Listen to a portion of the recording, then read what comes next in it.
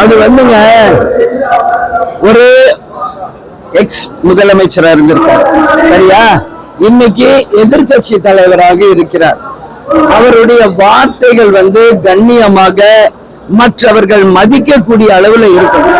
ஏதோ இந்த மூன்றாம் தர நான்காம் தர பேச்சாளர்கள் பேசுறது போல ஒரு முதலமைச்சர் வேட்பாளர் பேசுறது கண்டிக்கத்தக்க ஒரு விஷயம். நாங்க கேப்டன் எங்களை ராணுவ கட்டுப்பாட்டோட வளர்த்திருக்காரு. அந்த வகையில நாங்க தொகுதிக்கு போகும்போது என்னுடைய பிரச்சாரங்கள் நீங்க பார்த்திருப்பீங்க. தொகுதிக்கு வந்தா வேட்பாளர்கள் அந்த தொகுதிக்கு என்ன செய்வாங்க, அதே போல எங்க கூட்டணி அண்ணன் ஸ்டாலின் அறிவித்த அறிக்கைகளை சொல்றோம்.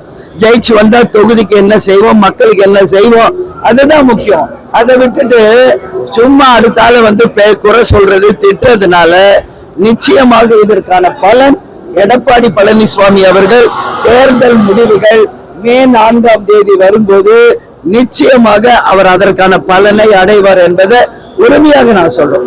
அதனால இந்த மாதிரி பேசக்கூடாது. பிளே ஸ்டோர் மற்றும் ஆப் ஸ்டோரில் இருந்து பாலிமர் செயலியை QR கோடு மூலம் பதிவிறக்கம் செய்யுங்கள். செய்திகளை உடனுக்குடன் பெறுங்கள்.